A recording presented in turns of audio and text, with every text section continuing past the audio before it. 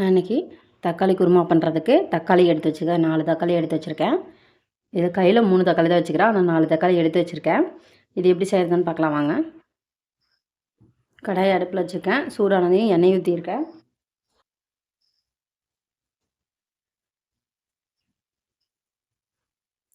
ரெண்டு தக்காளி 4 தக்காளி போட்டேன். ஒரு கொத்து கருவேப்பிலை,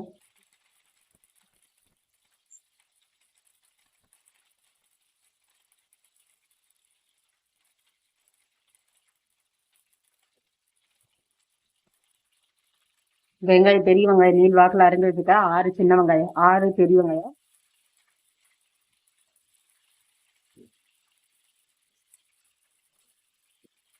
எனக்கு 4 கைப்பிடி வந்துட்டு கையில்.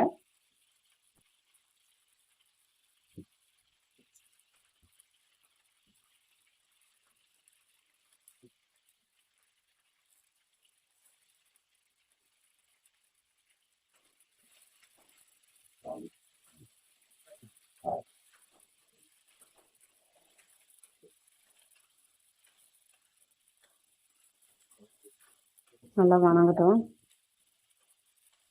நம்ம மசாலா ஐட்டம் எல்லாம் போட்டுக்கலாம்.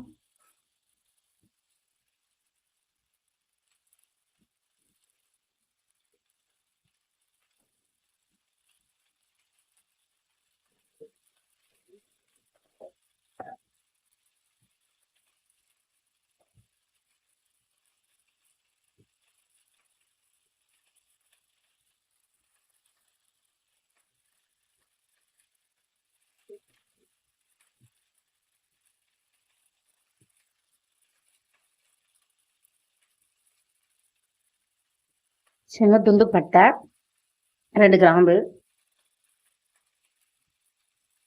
சோம்பு 1 ஸ்பூன்,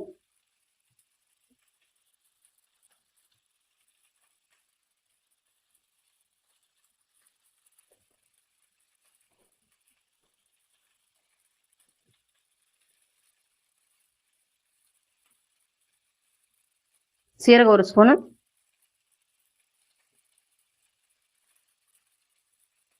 மிளகு 1/2 ஸ்பூன்,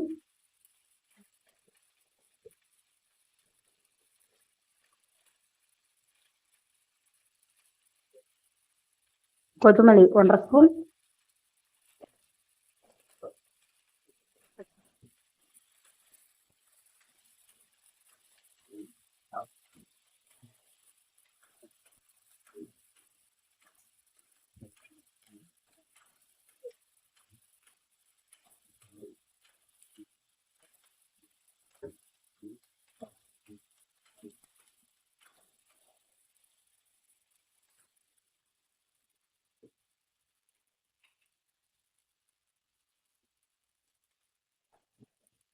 கடலைப்பருப்பு 1 ஸ்பூன்,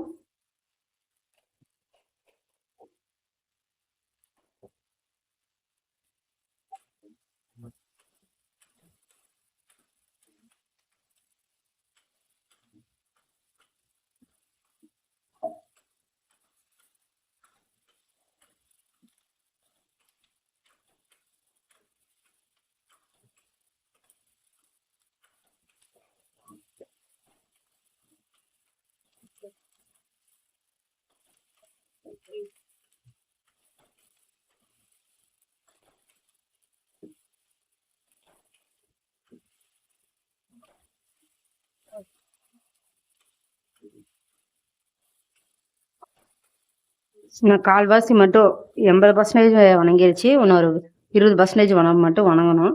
நல்லா வணங்கட்டும். பாருங்க எந்த அளவுக்கு வணங்கிருச்சுன்னு. தக்காளி எல்லாம் நல்லா வணங்கிருச்சு. வெங்காயம் நல்லா வணங்கிருச்சு. நீ அடுப்பை ஆஃப் பண்ணிடலாம். நல்லா ஆறட்டும், பார்க்கலாம். நல்லா வணங்கி ஆறிடுச்சு. இந்த ஸ்டேஜில் தேங்காய் 1 கைப்பிடி போட்டுக்கலாம்.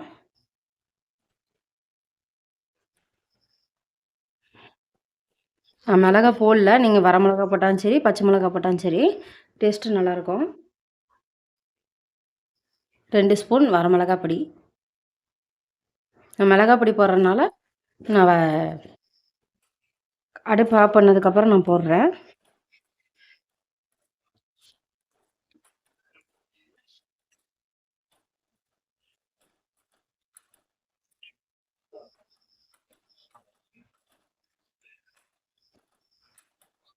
அந்த சூட்லேயே வந்து இதாயிரும்.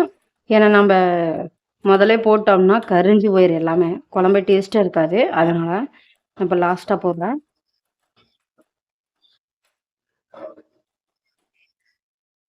பாருங்க, ஆட்டு ஒரு 10 நிமிஷத்தில் அரைச்சிட்டு பார்க்கலாம்.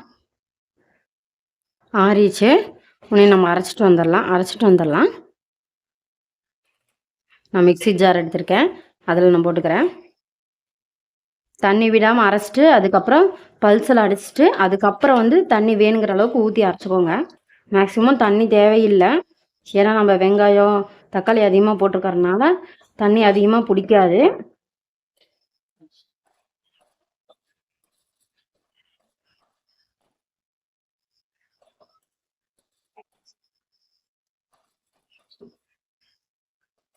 பாருங்க, அடுப்பில் ஒரு கடாய் வச்சுருக்கேன் தாளிக்கிறதுக்கு. இந்த கடாயில் நம்ம எண்ணெய் ஊற்றிக்கலாம். 1 2 ஸ்பூன் எண்ணெய் ஊற்றிக்கிறேன். நீங்கள் பட்டை சோம்பு போட்டுக்கிறனால போட்டுக்கலாம். நான் வந்து போடல, கடுகு தான் போடுவேன். அதை போட்டாலும் மட்டன் ஃபேவரட் வரும்.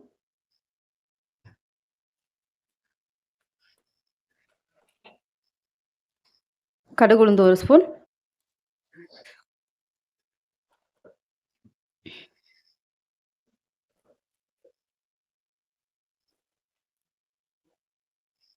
கிராம்பு பட்டையெல்லாம் போட்டுக்கலாம். நான் வந்து போடல. நீங்கள் பச்சை மிளகா போட்டுக்கறனால போட்டுக்கலாம் தாளிக்கும் போது. நான் வந்து பச்சை மிளகாயே போடல. மிளகாய் பொடியே 2 ஸ்பூன் போட்டேன். அதே அளவாக இருக்கும். குழந்தைகளுக்கு காரம் அதிகமாக கொடுக்கக்கூடாது. அதனால நான் வந்து கம்மியாக தான் அளவாக தான் போட்டிருக்கேன்.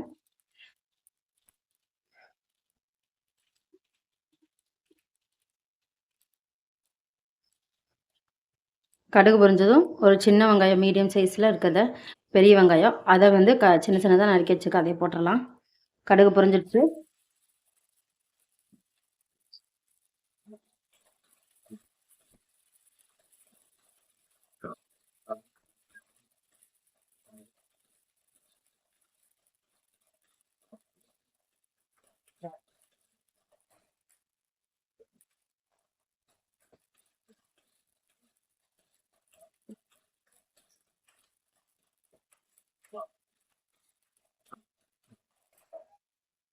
கருவேப்பிலை ஒரு கொத்து.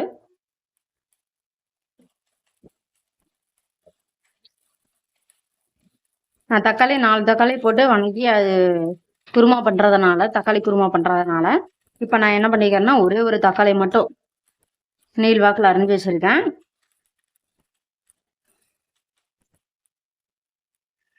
நீள் வாக்கில் அரிஞ்சு வச்சுருக்கேன். அதையும் பார்க்கலாம்.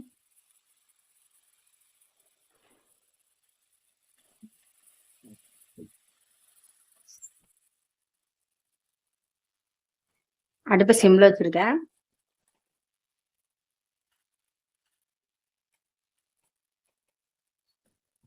ஒன்றரை ஸ்பூன் கல்லுப்பு, குழம்புக்கு தேவையான அளவு உப்பு போட்டிருக்கேன்.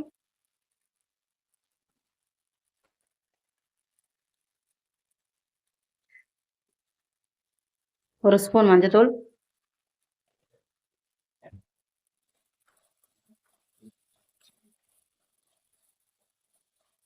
நல்லா வணங்கட்டும். தக்காளி நல்லா வணங்கிருச்சு. இப்போ நம்ம மிக்சியில் அரைச்சிட்டு வந்தோம்ல சாந்து பணக்கணந்து அதை ஊற்றிடலாம். அடுப்பு சிம்மில் வச்சுட்டு ஊற்றுங்க, மேலே தெரிக்கும். ஏன்னா நம்ம கெட்டியாக அரைச்சிருக்கிறோம்ல. இதில் தண்ணி ஊற்றி அலசி ஊற்றிடலாம்.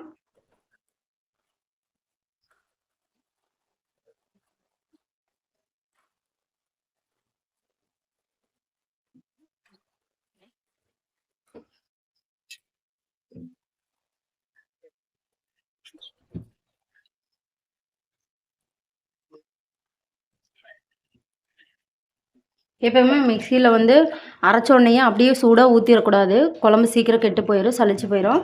அதனால் நம்ம வந்து ஒரு 10 நிமிஷம்னாவது மிக்சி ஜார்லேருந்து சூடு அடங்குறது வரைக்கும் விட்டுடலாம். அதுக்கப்புறம் ஊற்றினோம்னா ஒன்றும் ஆகாது.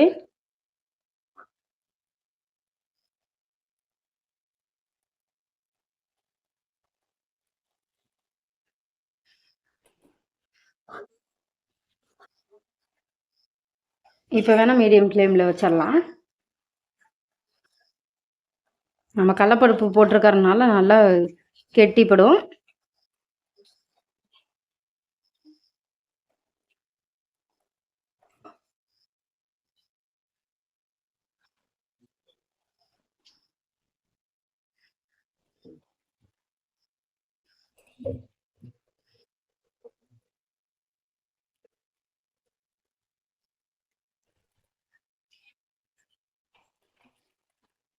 நான் மிக்ஸி ஜாரை கழுவி போட்டு இன்னும் கொஞ்சம் தண்ணி ஊற்றுறேன். ஏன்னா ரொம்ப அதே கெட்டியாகும் நம்ம கொதிக்க விடும்போது. அப்புறம் இப்போவே கெட்டியாக வச்சோம்னா ரொம்ப கிரேவி மாதிரி ஆயிரும்.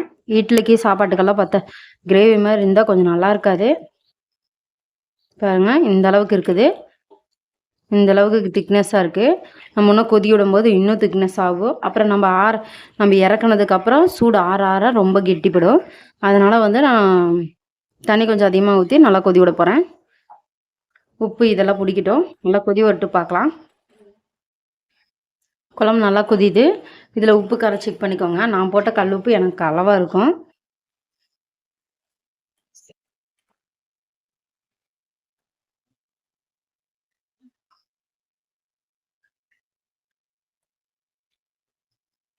இன்னும் ஒரு 10 நிமிஷம் கொதிட்டோம்.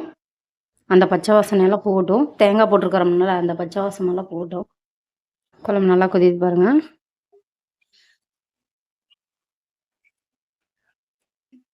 சைடில் இருக்கிறதெல்லாம் எடுத்து விட்டுக்கோங்க.